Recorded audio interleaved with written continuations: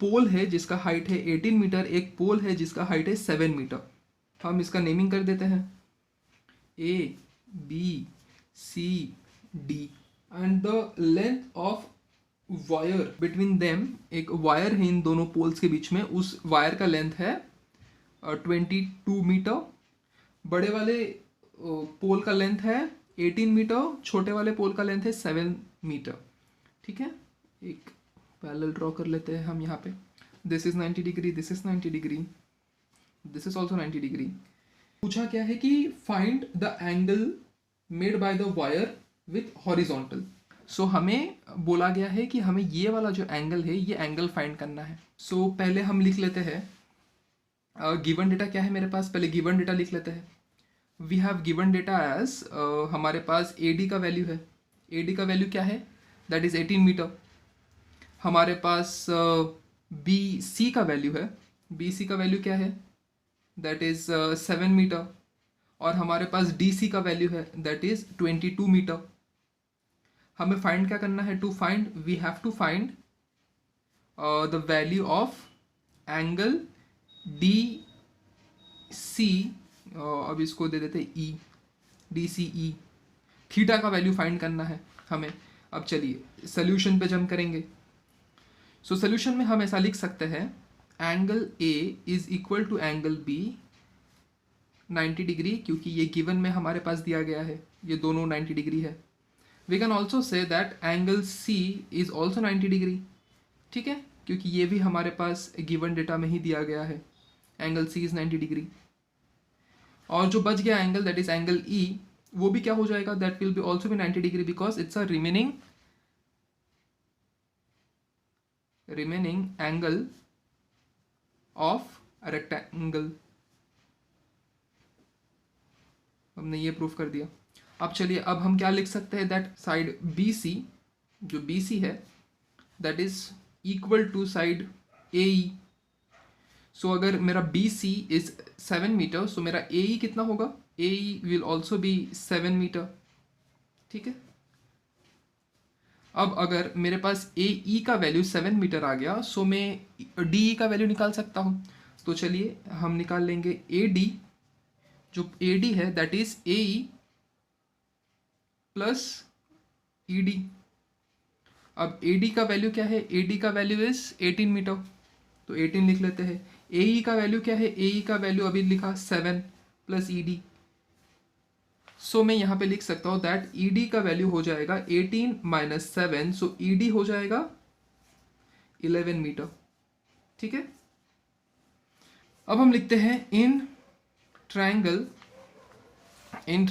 ये हो जाएगा 90 degree, in triangle E D E C या डी सी ई, ठीक है, लिख लेते हैं डी सी ई। सबसे पहले यहाँ पे हम देख लेते हैं 90 डिग्री के सामने वाले साइड को हम बोलेंगे हाइपोटेन्यूस, थीटा के सामने वाले साइड को हम बोलेंगे ऑपोजिट, और जो बच गया वो हो जाएगा एडजेसेंट।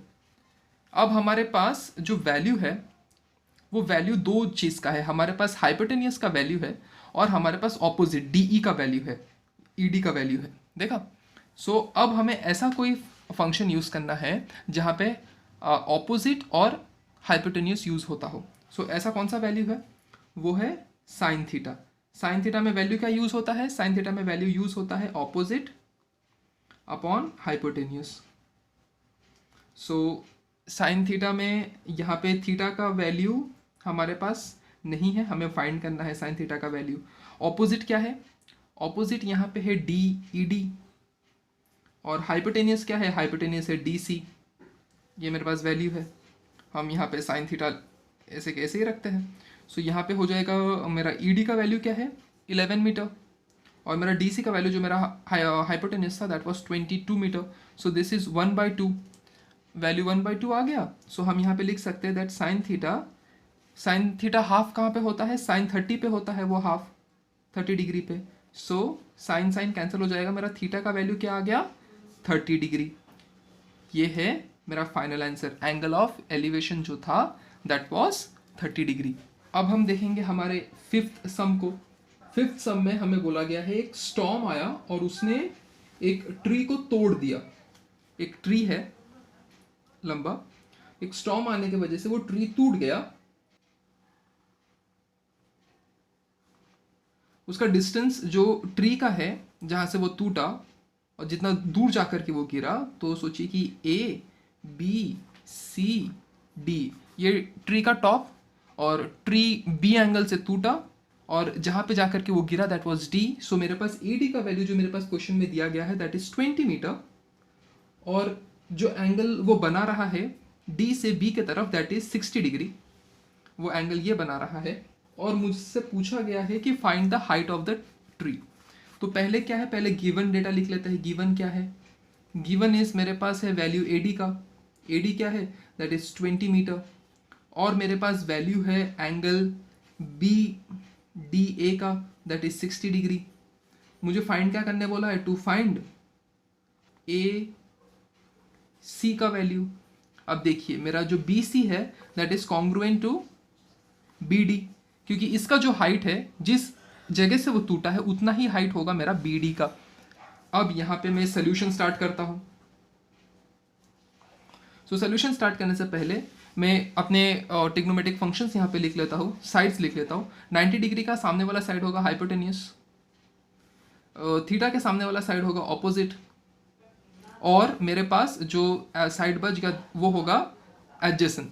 ओके, सो देखिए यहाँ पे हमें हाइपोटेन्यूस भी चाहिए क्योंकि वो है इक्वल टू, वो बी सी से इक्वल है, B D is equal to D C, और हमें ऑपोजिट का भी वैल्यू चाहिए, हमें इन दोनों चीज़ का वैल्यू चाहिए। तो हम यहाँ पे यूज़ करेंगे in triangle A D B.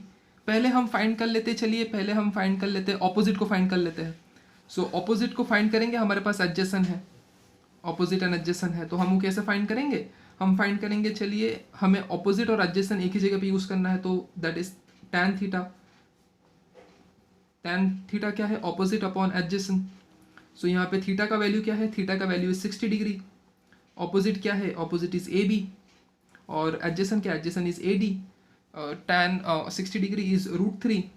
A B का वैल्यू हमारे पास है, ए बी का वैल्यू हमारे पास नहीं है, ए डी का वैल्यू है, ए डी इज 20 मीटर। तो ये हो जाएगा, ए बी हो जाएगा 20√3। तो मेरे पास ए बी का वैल्यू आ गया। अब ए बी का वैल्यू मेरे पास आ गया, अब मुझे निकालना है हाइपोटेन्यूस का वैल्यू। सो हाइपोटेन्यूस का वैल्यू निकालेंगे, हम किसी भी चीज़ का यूज़ कर सकते हैं, ऑपोजिट का भी यूज़ कर सकते हैं, हम एडजेसेंट का भी यूज़ कर सकते हैं। तो चलिए एडजेसेंट का यूज़ कर लेते हैं, एडजेसेंट और हाइपोटेन्यूस का यूज़ कर लेते हैं। सो हम यहाँ पे लिखेंगे in triangle A D B, हम यूज़ करेंगे एडजेसेंट और हाइपोटेन्यूस का। तो हम यहाँ पे यूज़ करेंगे कॉस थीटा का, cos theta is adjacent upon hypotenuse. So cos 60 degree होगा, कॉस 60 डिग्री इज एडजेसेंट क्या है मेरा, एडजेसेंट इज ए डी, और हाइपोटेन्यूस का वैल्यू मेरे पास नहीं है that is B D. So cos 60 degree is half, and A D का वैल्यू मेरे पास है दैट इज 20 डिग्री, और बी डी का वैल्यू मेरे पास नहीं है। ठीक है, सो यहाँ पे हम लिखेंगे बी डी, ये 220 से मल्टीप्लाई हो जाएगा तो 220 इंटू 2, तो मेरे पास बी डी का जो वैल्यू आ गया दैट इज 40। अब यहाँ पे मेरे पास ए बी का वैल्यू आ गया है और बी डी का वैल्यू आ गया है। मेरे पास ए बी का वैल्यू आ गया है और मेरे पास बी डी का वैल्यू आ गया है। मैं यहाँ पे लिख सकता हूँ that B D is equal to B C. ठीक है, B D is equal to B C, ये हमें गिवन में ही दिया गया है। सो हम यहाँ पे ये कंसिडर कर सकते हैं दैट ए सी का वैल्यू अब हमें मिल जाएगा। ए सी क्या है, A C is A B plus B C.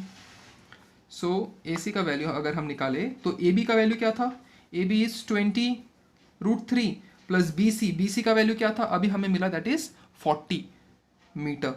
सो मेरा ए सी का वैल्यू आ गया 20√3 प्लस 40 मीटर, ये आ गया मेरा ए सी का वैल्यू, मेरे पेड़ का हाइट। अब हम अपने इस एक्सरसाइज और हमारे ट्रिग्नोमेट्री का लास्ट सम देखेंगे। एक काइट है जो ग्राउंड है ए और हाइट ऑफ द काइट है बी, और जो उसको फ्लाई कर रहा है वो है पॉइंट सी पे। ठीक है,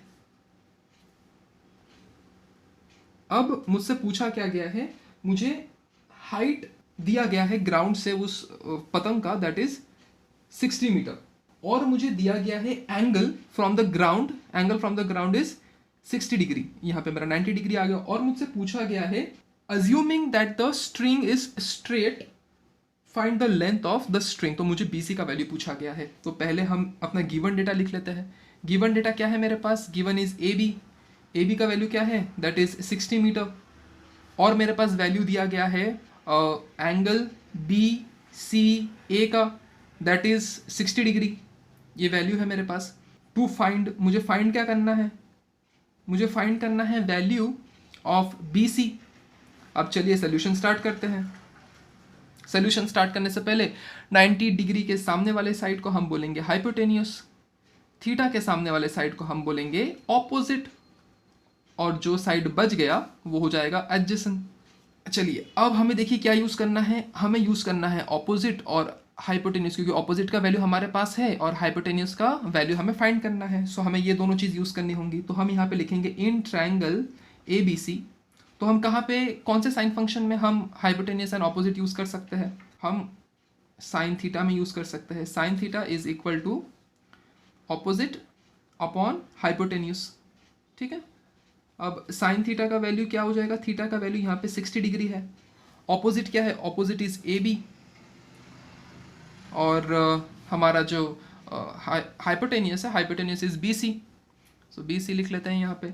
साइन 60 डिग्री क्या होता है, साइन 60 डिग्री होता है √3 अपॉन 2, और AB का वैल्यू अपने हमारे पास है 60, और BC का वैल्यू हमें फाइंड करना है।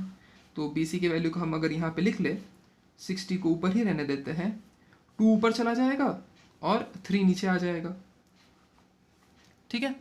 अब हमें नीचे से √3 को निकालना है, तो हम ऊपर और नीचे दोनों जगह पे √3 मल्टीप्लाई कर देंगे। सो ये हो जाएगा 60 into 2, that is 120 into √3, and √3 into √3 क्या हो जाएगा, 3। सो यहाँ पे 3 1 सा, और ये हो जाएगा 3 40 सा। सो BC का वैल्यू क्या आ जाएगा, BC का वैल्यू आ जाएगा 40 इंटू √3। √3 का वैल्यू मेरे पास यहाँ पे दिया गया है, तो BC is equal to 40 into 1.73। अब इसको आप जब मल्टीप्लाई करेंगे, तो मल्टीप्लाई करने के बाद आपके पास जो वैल्यू आएगा, that value would be 69.2 metre. ये हमारा BC का वैल्यू आ गया।